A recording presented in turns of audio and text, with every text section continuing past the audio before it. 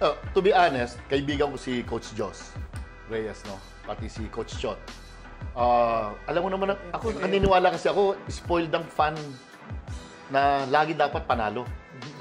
Di ba? Kamukha nung kay Coach Chot. Kay Coach Chot muna tayo. Nung nag-advance tayo sa Barcelona, tinalo natin Korea sa MOA, nandun ako.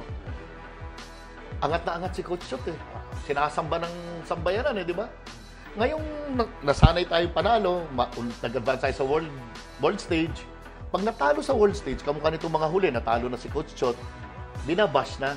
Yun ang hirap ngayon eh. Social media rin, di ba?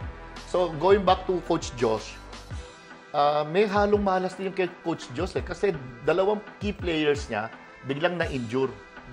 Si ano yun? Kiefer Alas. Alas. Tsaka si yung Jumeo? Himeo? O yun. So, Si ano? but ano din? Himao. Okay, sorry. Yun, so, ano rin na, kaya parang, tsaka hilaw naman talaga yung, hilaw tayo sa world stage, sa youth. Kaya kailangan ng magandang programa. So you want him to be retained as coach? O you want him to be replaced? Satisfied ka ba kay Coach Josh? Ano ba?